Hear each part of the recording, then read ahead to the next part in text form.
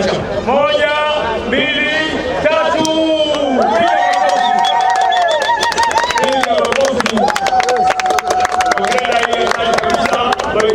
Mimi nasema hivi, na ndio kweli kwamba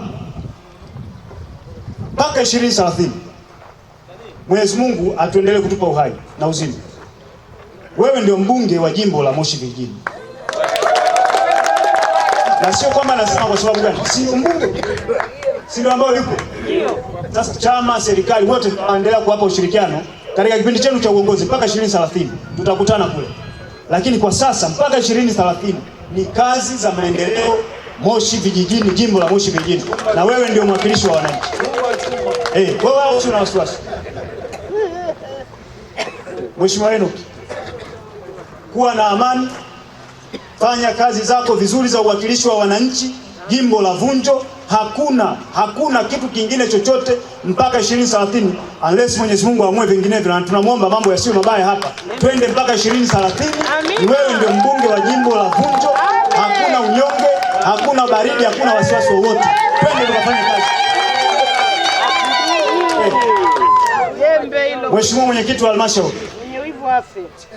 na siku ile pale kwenye halmashauri kuu ya utekelezaji wa ilani, wote watatu kwenye viti pale. Wewe ndio mwenyekiti mpaka 2030. Amina. Mwenyekiti wa halmashauri. Kwa hiyo hatutaki kusikia mambo hapa siji vikaenda vikarudi. Hakuna kimeenda kimerudi, maana vilishaenda vikarudi. Wewe ndio ukawa mwenyekiti wa halmashauri ya wilaya ya Moshi. Si ndio? Sisi wengine tunaweza, Mheshimiwa Rais anaweza hata leo akamua au sio ukaenda, lakini ya kuchaguliwa mko hapa, fanyeni kazi. Wewe ndio mwenyekiti wa halmashauri, simamia shughuli za maendeleo kwenye halmashauri hii, usiwe na wasiwasi mwenyekiti. Sisi tupo, tutaendelea kukupa ushirikiano wewe pamoja na waheshimiwa madiwani. Tulia, piga kazi zako, usiwe na wasiwasi. Waheshimiwa madiwani hivyo hivyo. Makamu mwenyekiti yuko pale Mwiga Kaskazini. Pamoja na waheshimiwa madiwani wote. Ninyi ndio madiwani tumepewa. Si ndio? Sisi hatuna maneno.